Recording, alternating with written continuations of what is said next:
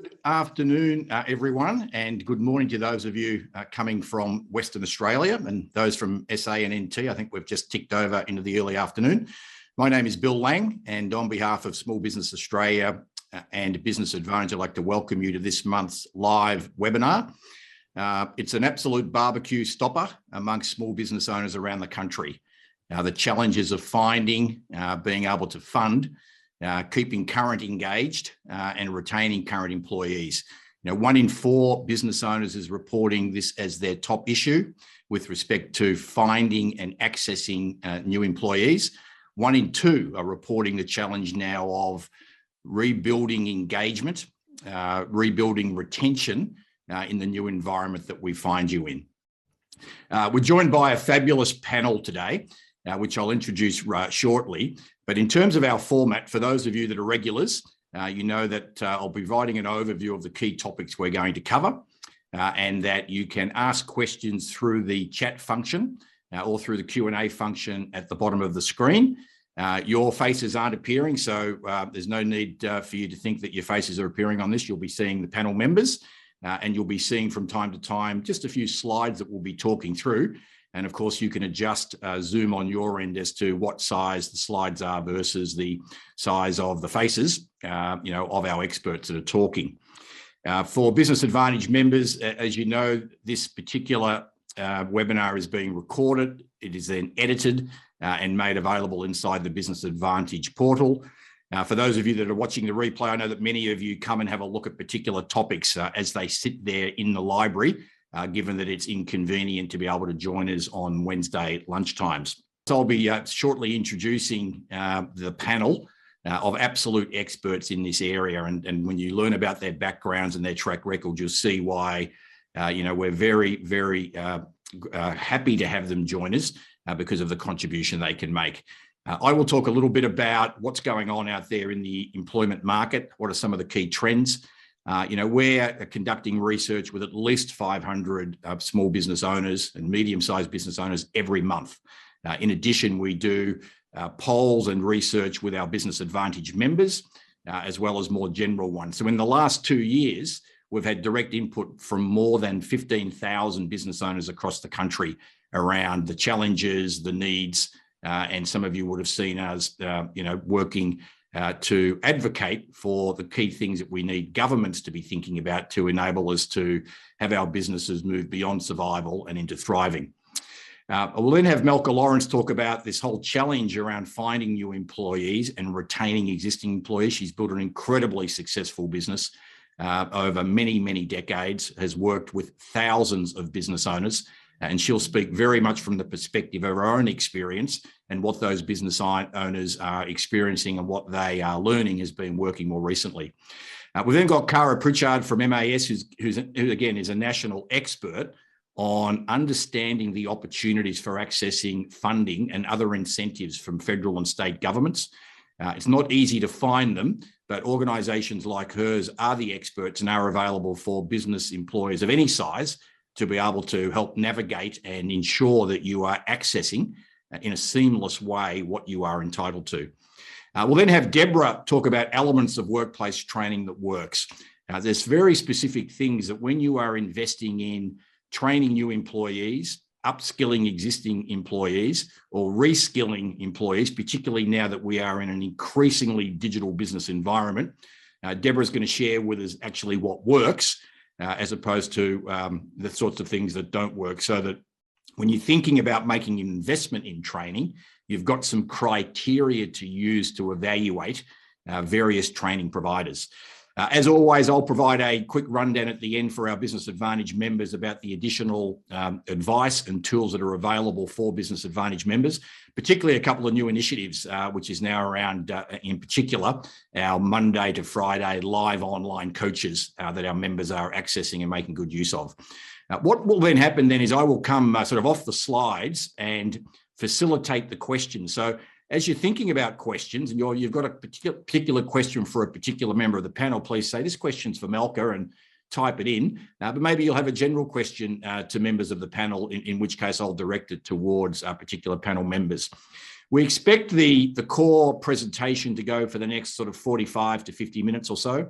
And then we can be around, if needed, for an additional 30 minutes to answer, any questions that you've got, and make them and have them be as practical as possible, because we all know in our business that time is money, and a lot of time can be spent ending up going down rabbit holes or getting caught via Google searches with various digital notions, lotions, and potions, as I call them, from the new digital snake oil salesman. Whereas with panel members like we've got today, you'll be able to get it directly from people that know, and that will save you an enormous amount of time and maximize the likelihood of you making the best possible decision for your business. In terms of a very quick introduction of the panel members, Cara works with MAS National. She's based in Adelaide. She has a national marketing and sales role as well as a state management role. I'm fortunate to have met her probably almost 15 years ago when she started educating me around incentives available for employers of all sizes. They're often called apprenticeships, but in fact, the significant opportunities exist for businesses that don't employ apprentices. So it's been great working with her. We use her organisation in my own businesses. We've recently taken advantage of some of the opportunities that currently exist to have people employed and properly trained. Melka is the founder and the CEO of the TMG, which is the Melka Group College Australia. I first met Melka, I think it was on a trade mission to India, Melka, where we went with the Victorian government, the Premier and the Minister for Education, to explore opportunities between Victorian educational institutions and Indian institutions and employers. Again, I've had the pleasure of having some of my own employees and a number of employees of Small Business Australia and Business Advantage members undertake training through TMG College. So we're really pleased you've been able to find the time to come and spend that with us today, Melka, particularly share what you've learned in building your own significant business, one of the leading businesses in workforce training and development in the country. Deborah also works with TMG and leads everything to do with client, in this case being employers, and student engagement.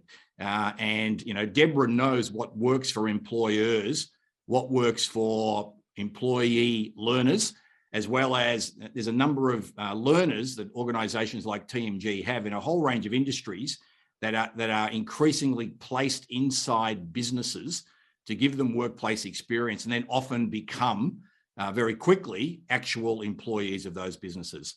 There's a photo of me, as my wife said, when are you going to change that photo? You've got a little bit of natural white hair these days, and I'll get onto that. But my role really is to facilitate the conversation amongst these experts that we've got. But I will kick off with the first topic, because we see directly from our members, and we are mentoring and coaching hundreds of businesses across the country in ranges of different industries. A very common situation and some trends that are not going to go away in the short term. I only use the word pandemic once. For people that have been able to work, via computer connectivity, working from home has clearly been significant along the eastern seaboard of Australia in particular, as well as in some of the other capital cities. So it varies, of course, between what's happened in WA and South Australia and Queensland. There's also been a significant reduction in the supply of potential employees for certain industries, with people not being able to migrate to Australia to come down for vocational and university education, as well as increased sector risks. If I take risks like hospitality-related businesses in particular, just significant issues around being able to access employees, given that there's a lower pool of potential employees available. But secondly, a preference increasingly amongst some employees for potentially more stable sources of employment, given that they've now experienced what can happen in particular sectors based on the management of the pandemic over the last 2 years. There's inflation pressures. So, we've got excess demand for employees, costs are going up, whether it's the impact of rising fuel prices, other supply chain issues. I was speaking with an importer only yesterday, where the cost of containers for the product that he was bringing in from China before the last 2 years happened, was running at about $1,500 a container. Now it is $7,000 a container. We also have the challenges with respect to, petrol feeding through to everything that's made of plastic, everything that involves being trucked anywhere. We also have future uncertainties, so we're seeing now, the latest variant, we're seeing the numbers being reported going up. There's uncertainty, again, from a viral perspective, what that might mean. As they say in Game of Thrones, the winter is coming. Well, we do have the winter coming. And then we have the overlay of what's going on with the Ukrainian invasion by Russia and the implications for what all of that might be. So the other big trend then that's happening is employers are having to think very, very differently with respect to the whole approach of finding employees by potentially bringing people back into the workforce that haven't been in the workforce for a while, the need to reskill existing employees, and particularly linking that with the retention of existing employees. Because as we all know, it's much better to be able to keep an existing employee and help them have a more successful career, more fulfilling career, be more loyal to you, than having to get out into the market and attempting to find a new employee. Right, thanks, Bill. Well, as we know now, finding and retaining your staff is as important as finding and retaining your customers. And that's a different way of thinking because, our customers are very important to us and we know everything that they need and we tailor our services to their needs.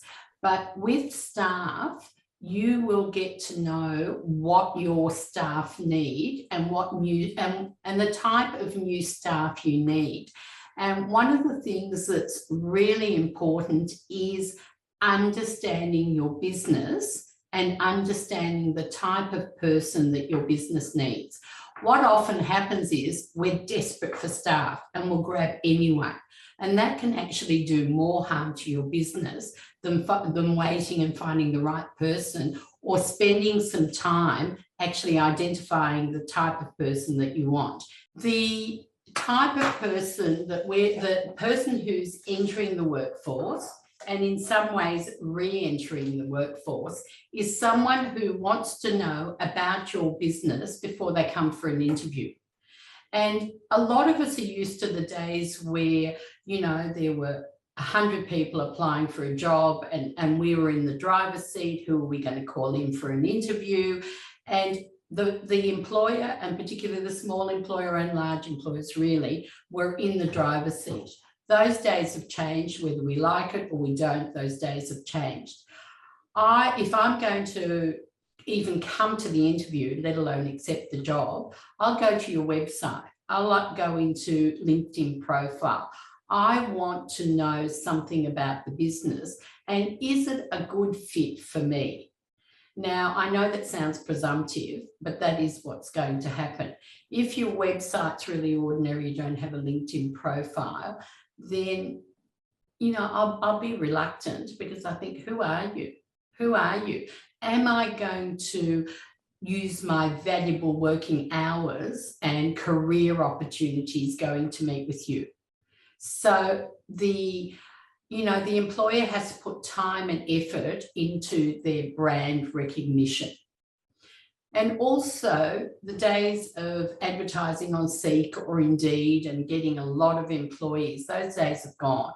Even Seek will tell you. So your next employee will be found through your partnerships, your networks, social media, job boards, and importantly also colleges. We have employers in the hospitality industry and we refer our students to them because they know that they're well prepared. Also, what we're finding a lot with employers when they're looking for their next employee, they want them to come with some skills. They say, my senior person who would normally be upskilling them, we don't have that person anymore. Everybody has rolled up their sleeves and everybody's doing. So I'll give you two examples.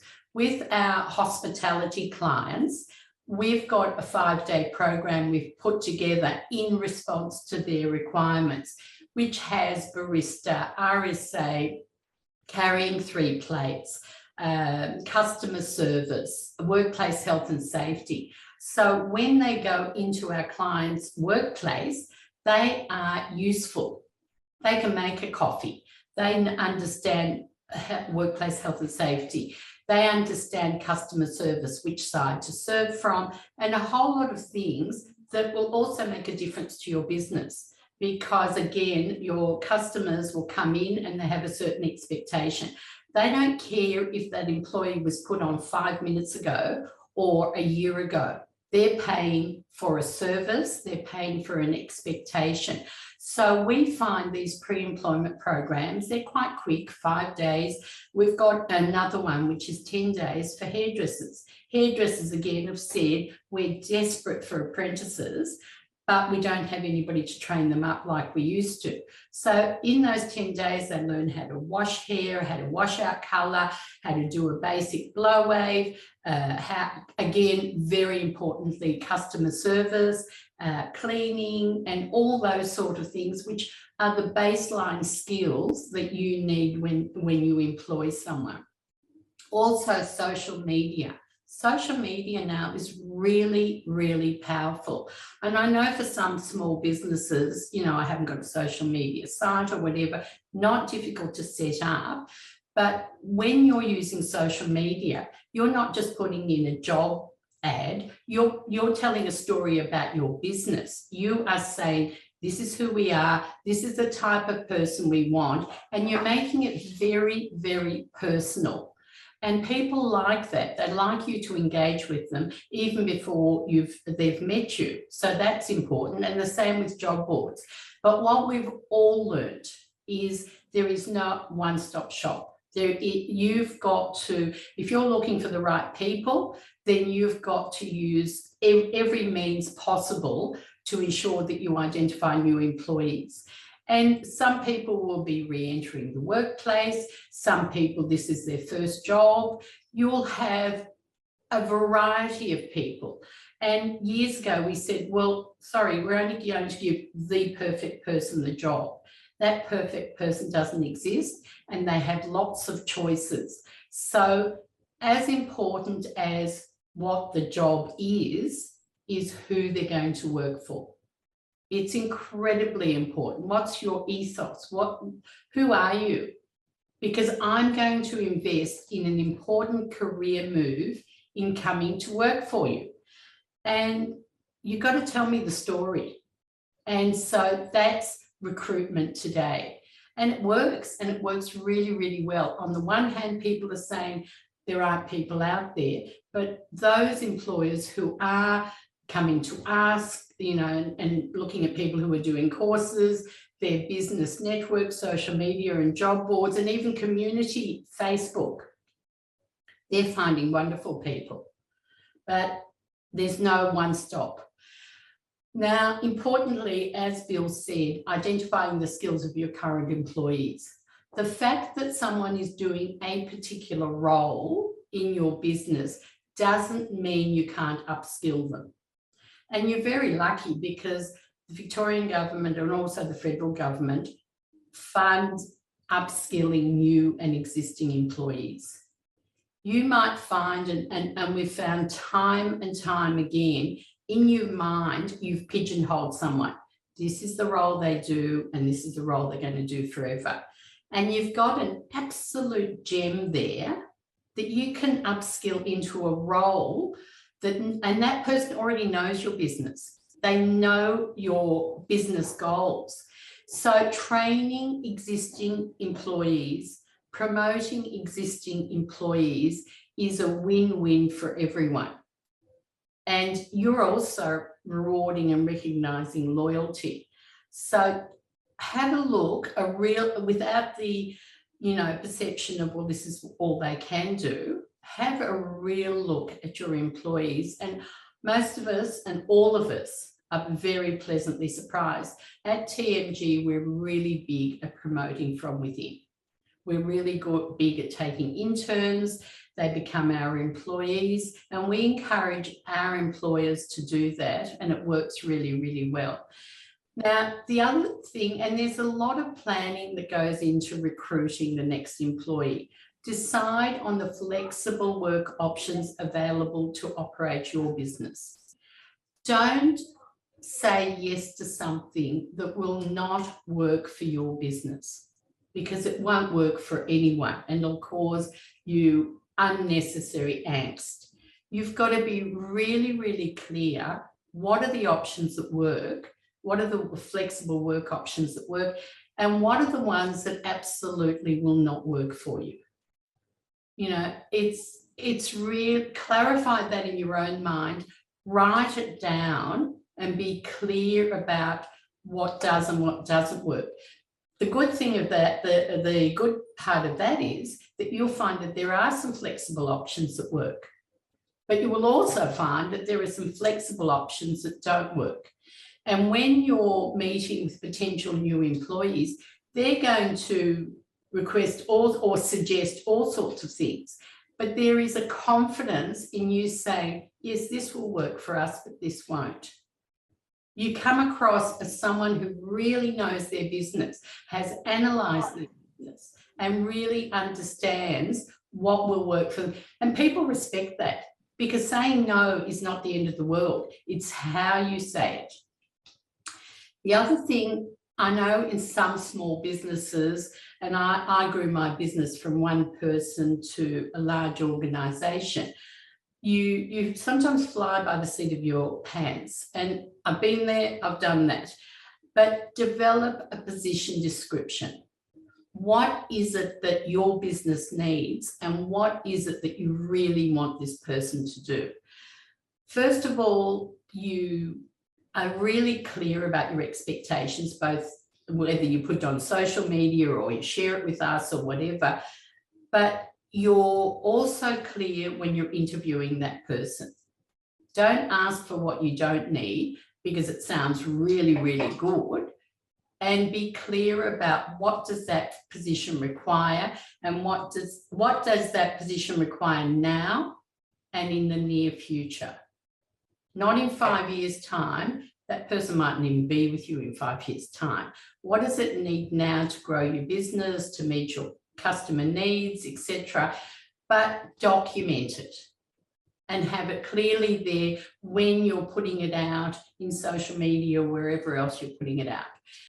Employees see training as reward and recognition. And there was a survey done. It's, gee, they really value me and they want me to grow their skills, grow my skills. Now, the fact is it benefits your employee, but it certainly benefits the business.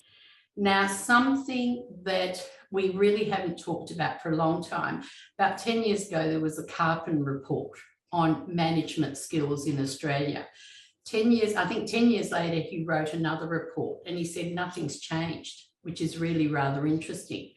And that is management skills, the management skills of your managers, whether it's one manager, whether it's two managers, whether it's 5 managers. Unskilled managers cause a lot of stress and really are the major cause of reduction in productivity, performance, and staff leaving. We often, I talked before about promoting from within, which I think is really important, but promoting from within and giving people the skills that they need to do the next job, whether the next job is a supervisor or a manager. For some reason, someone can be really good technically, they can have those sort of skills, and we believe that by osmosis, they're going to pick up management skills, whether they're conflict resolution, whether it's facilitating a meeting, a whole lot of these management skills.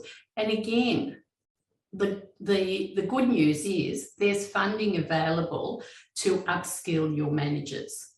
And your manager is, and you might be the manager, and we all need to learn people management skills, project management skills, because it makes a big difference, and also people management skills. And it's really interesting when you look at these percentages, a third down the row is an attractive salary, because the other things are more important to people, and particularly as they have employment opportunities all over the place. And again, the ability to choose where they work. It sounds like when you read the paper, that is one of the big things. It's not one of the big things.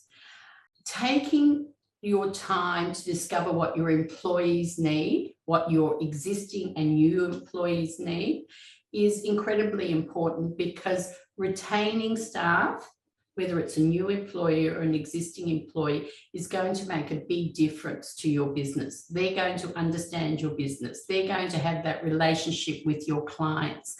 And you'd be surprised with skilling and upskilling how quickly even a new employee builds those relationships, understands your business, create an induction program.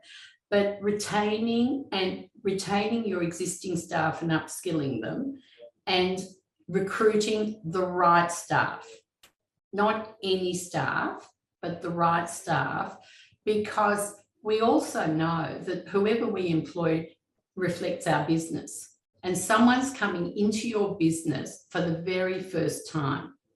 And as I said before, they don't know if that's a new employee or an existing employee. And so that's why sometimes these pre-employment programs give them, and that's across all industries, and we cover many, many, many industry sectors. The important thing is either they get some fundamental skills up front, or you ensure that they get the skills they need in customer service and understanding your business as quickly as possible, because that person is the first person I meet who is going to carry your reputation and your business name. Thanks very much, Melka. And I took a couple of key sort of themes out of that. One is the importance of really what is the strategy, vision for the business, and how's it communicated on digital channels. So, they're going to, everyone, you go and have a look at someone you're about to meet these days on the internet before you go and actually meet them. So will I apply for that particular job that's being advertised by that business? Let me go and have a look at it. Now, we still have 500,000 Australian small businesses that employ people that don't have their own website. So websites are not just about dealing with customers and attracting and educating customers, but when you need to think about employees like customers, understanding their needs, understanding where they get information from, you need to be, packaged up and with the right sort of messages, right there and then. Then, of course, people will find other people that work in the business and have a chat with them. What's it like? I had someone that I was coaching yesterday who's just left her job, but starting her own new business. But she's left because she's been micromanaged every day. She's a 25-year-old, very digitally literate, knows how to drive Facebook and Instagram things. Just taken another job, got a 25% pay rise, but she's mainly left because the employer, and in particular that manager who was micromanaging as opposed to having management and leadership skills, had handpicked her and driven her into the ground. So she's left the business, not because the business doesn't value what she does, but because the way she's been managed by an inept manager in the end has forced her to look around and leave. And now they've got an enormous hole to fill, right? Now that manager's got a hole to fill.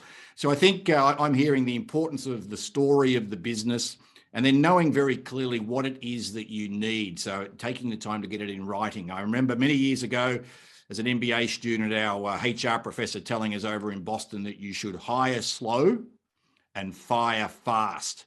And the same thing applies even in this very tough environment where it's almost like, geez, any warm body I'll get, will be better than nobody. But the answer is no, that's not the case. You get the wrong warm body and you haven't really defined the role and haven't really brought them in, haven't supported them with what they need to be successful.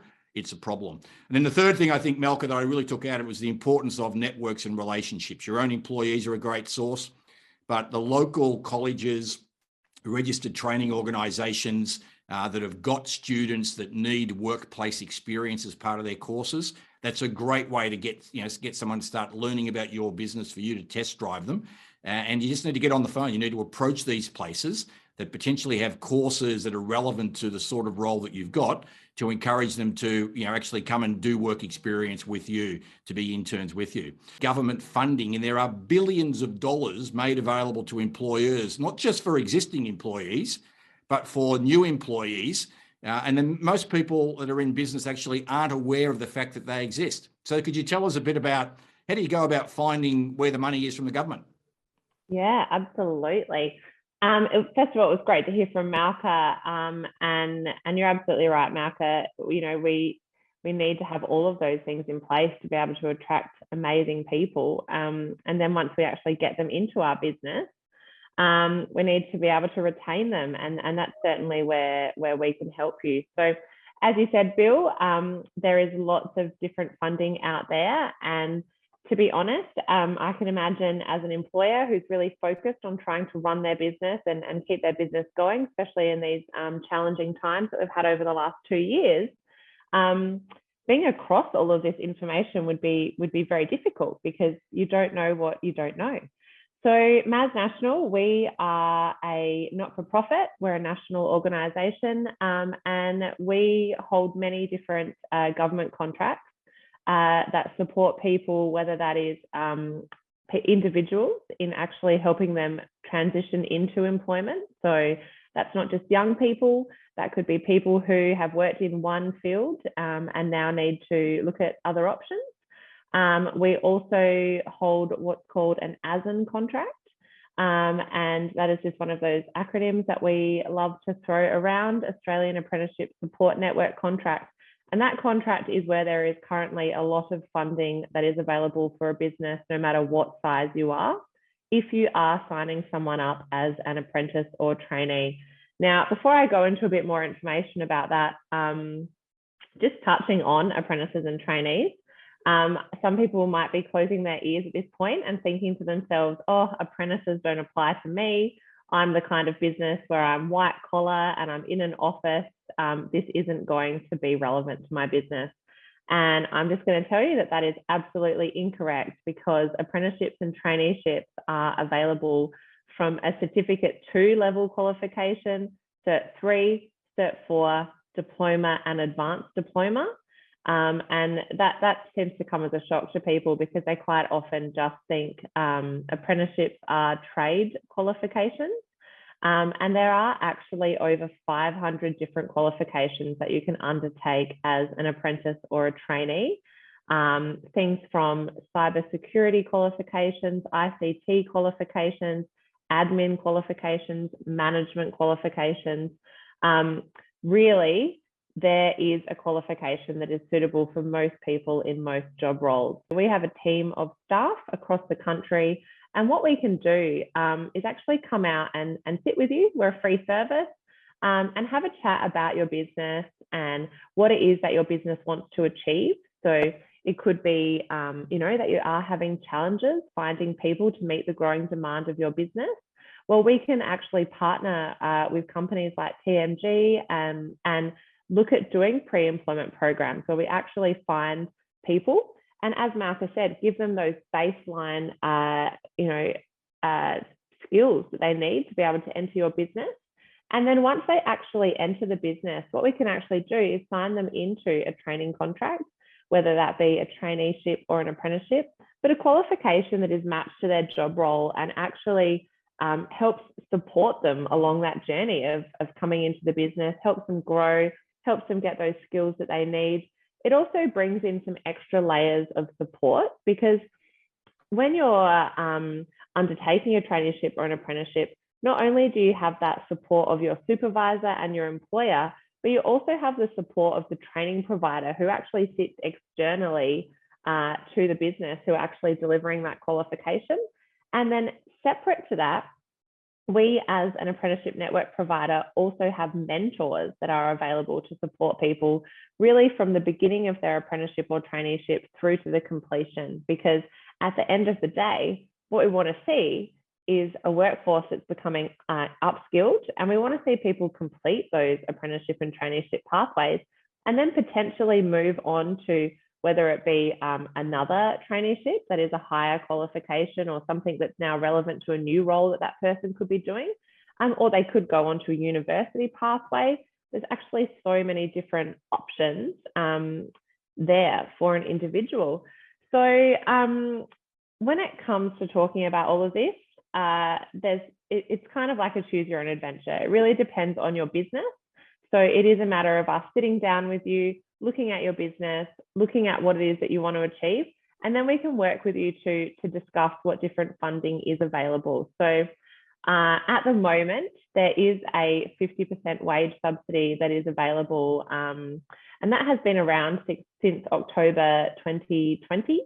And that wage subsidy is actually 50% capped at $7,000 a quarter for the first year of anyone who is signed up into an apprenticeship or traineeship that is a new worker. So that is a significant amount of money. And there have already been lots of clients that we've worked with Bill and the Small Business Australia team on to actually utilise that subsidy, because that kind of money is an opportunity for the business to not only invest in that particular individual who's taking on the apprenticeship or traineeship, but if you're looking at workforce development and your workforce development planning, you can actually utilise that money to upskill other staff members that you also have. And I think that's a really important conversation to have. On top of that, there are, and I presume that a lot of the people who are joining us today are from different states across Australia, there are actually different state government initiatives available in every state on top of that federal initiative that I'm talking about, which is the 50% wage subsidy.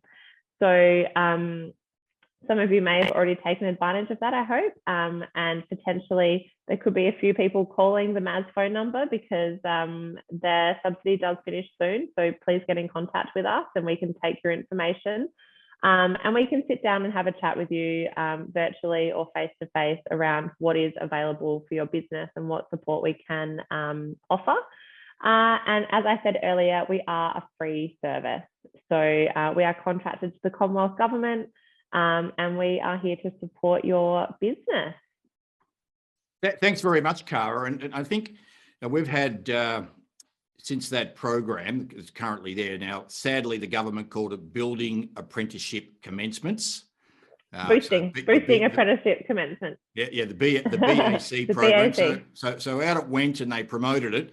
And the majority of businesses, most small businesses are actually service-related businesses. So there's not blue-collar workers involved. And if they heard about that, you sort of go, well, it doesn't apply to me. And then to the extent that there may be awareness about apprenticeships, a lot of people would sort of go, well, the apprenticeships are like a 4-year thing. I've got to get someone on board for 4 years. Now, we've helped, I think, it's almost hitting 300 service-based small businesses now in the last 18 months or so, take advantage of this particular program to bring on some new people who I think their average wage and salary was between $70,000 and $80,000 from our research. And they have received and are receiving up to $28,000 from this program towards that $70,000 salary, and an additional $4,000 to cover the costs of the training. So $32,000. And the traineeship lasts 12 months. It's not 4 years. So this is one of the things where, experts like MAS, and it's a not-for-profit government funded. The government wants businesses taking advantage of these things, but sadly, the government goes and calls them things that many people sort of interpret as not applying to them. So I really encourage you to chat with MAS, because there's also, as Cara said, very specific state-related initiatives. There's been a state government election, in South Australia, so things will change there. There's a federal government budget coming up in a week's time, and then a federal election. They all tell us it's going to be sometimes in May. Things will change there. So this area is always moving, and I really recommend businesses talk with some experts, understand what they could take advantage of now. Another thing to be aware of is that you may have some part-time employees, and you may have employed them 6 months ago, 8 months ago, 10 months ago. You can use these sorts of traineeship programs to transition them into a full-time role and be able to afford to have them working full-time. In other cases, you may have employed someone 2 months ago. If you enter into a traineeship with someone who's full-time employed, within the first 3 months of them being full-time employed, you can take advantage of it. So if you're participating today or watching the recording and you've hired someone in the last couple of months full-time, or you've got some part-timers that you've hired in the last 10 or 11 months, you don't miss out. Make sure you make some phone calls, talk to the MAS team initially to determine whether there is some eligibility. Then they can talk you through what's involved, because you're leaving money on the table, and not just money, the ability to use that to help solve this problem around finding and keeping and engaging and retaining employees. So thanks very much for that, Cara, because it's just something that the whole name of the program from the government is misleading. It's too narrow. I've been speaking with the Federal Treasurer about it, and for whatever reason, they're sticking with what it is. But it's there to be seized, and we want every business that's eligible and entitled to it to take advantage of it to help with this staffing issue and building better businesses. It's one thing to be able to offer training and use that for existing staff. It's another thing to be able to find some government funding to help support the cost of that. But then it's like, there are hundreds and hundreds of training providers, and we won't talk about, things, totally free courses that come from government-owned training organizations and things. But, you guys know what works in terms of working for employers and working for employees. So, we're very keen to hear from you around, for the people that are listening today, for them to have a list of criteria around how they think about evaluating and then selecting who to work with. Absolutely. Thank you very much, Bill. I'm coming to you from TMG College Australia, where we have over 60 qualifications available. And that's fantastic, because what that means for the employers we work with is we work really closely with them to analyse their staff and any skills gaps that they may have. And we work really closely with you to develop a full workforce development plan. So if I can say, you're absolutely right about traineeships, and they work brilliantly also for those of you who have casual staff who are really valued to you, and you want to move those casual staff into a part-time or full-time role. A traineeship is an excellent vehicle for doing that. So in unpacking your whole workforce, we look at everybody. We look at your full-time workforce, part-time, and your casuals. And we look at the skills gaps that you have and the way in which it's best to analyse the staff. For existing staff, a traineeship is a fantastic way of rewarding those who've been loyal to you and upskilling them. So what you might want to do is say, you've got some soft skills, and what we'd like to do is say thank you to you for the quality of work that you've been doing. We'd like to reward you with a nationally recognised qualification, and you will be learning and earning with us at the same time. So we recognise and reward your loyalty.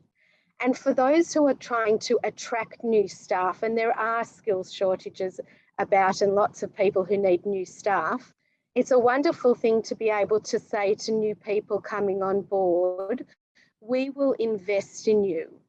Join us and we will put you on a traineeship. You will both learn at the same time as working full-time or part-time with us and grow with the business. So it's a very attractive way of enticing new people into the organisation. And when we're training them, what we'll do is we'll assist you from the very get-go with onboarding new staff. And what we do to recognise your new staff is to make them part of the furniture by embedding your values and your vision into that training from the very get-go. What we've found absolutely works is that the traineeship model has the highest adoption and completion rates for training in Australia. So what that means for you is you have a loyal staff member at the end of the day who's with you for that 12-month traineeship and beyond, because you've recognised that what you're doing in the job role is reflected in the training. So we work very closely with you to make sure that everything we do in our training gives the staff member both a nationally recognised qualification, but is absolutely relevant and applicable to the job that they're doing for you every single day. And learning that's applicable is fantastic for adults because they use it in your business to better your business every single day. One way we do this is through contextualizations. So we link the job requirements with the work they're doing with the training that we're providing to the staff. And that makes them upskilled faster in the job role that they're doing and makes them incredibly useful to you from the get-go. What we can do for you is assist you with both the onboarding, as I've said, and also address things like compliance requirements. regulatory requirements, practical imperatives of the business. So if I need to fill out documentation as part of my role, when we deliver the training to you, we'll embed the documentation that you use in your business in our training. So immediately your staff is very well used to using your documentation, following your policies and following your procedures. So it's immediately relevant. And if we're talking about upskilling existing staff, that may be used as a refresher to re-embed your policies, procedures, and your vision. The wonderful thing about training staff of all the enterprise is that we can support your vision and mission and embed any cultural change that you're trying to embed and remind everybody about the values of the business. Workplace training is fantastic because it's convenient. We train at your workplace, so you're not needing to remove your staff. We're training at the workplace for you at times that are flexible. So it's a negotiation and a discussion with you about when training should take place and where training should take place and which groups of your staff would you like to train together. What we've found with employers that's worked absolutely brilliantly is where they've had multi-sites, we've trained different members from different sites together, and it's really brought the organisation as a whole together because people who wouldn't normally meet are suddenly exchanging ideas and opinions and sharing experiences of their customers or their business or what works really, really well for them. So the training is absolutely applicable and it improves the business as a whole through cross-cultural inclusiveness. When we talk about inclusiveness, we really are talking about business-wide workplace training. And it's training that suits the role of the staff. So for your managers, you may be looking at a certificate in leadership and management. For your upper management, you might be looking at an advanced diploma of leadership and management. For those who are developing projects for you and making sure they meet budget, it might be a diploma of management. And then for staff at different levels and doing different roles, we'll find a qualification that suits them. So you may have staff that are interacting very closely with your customers and you want a certificate 3 in business because you want them to really reflect your business brilliantly with the best customer service out there. Or you might be an NDIS business and say, we want to be the absolute benchmark of NDIS and we want all our carers to have the certificate 4 in disability and we'll register them as disability support workers. So it doesn't matter what role someone has in the business, from front of house, from reception, from a care worker, from an accounts payable person, right up to upper management, we train to the job role and we can train in teams. So it's absolutely fantastic when everyone in an enterprise can see that there's enterprise-wide training and it suits them. And the last thing I'd love to say is that training offers what's a wonderful pathway. I may be doing one job role, and if I see that the employer has invested in me, I'm aiming for my promotion.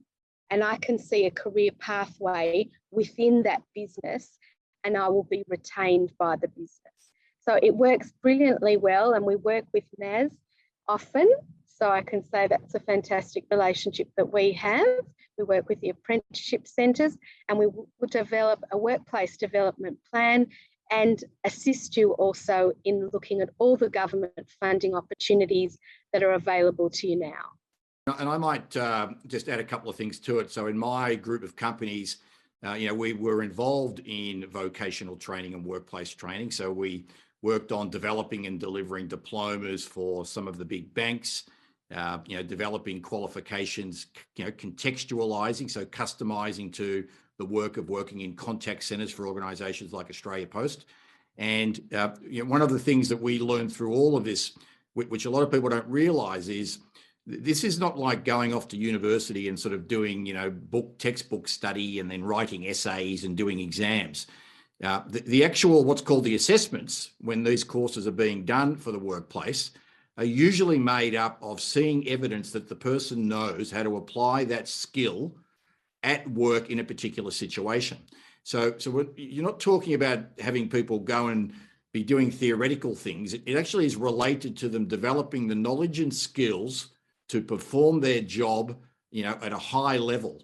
So that sort of contextualization is very important, because it means the employee student is actually developing that knowledge and skills, both through some formal training.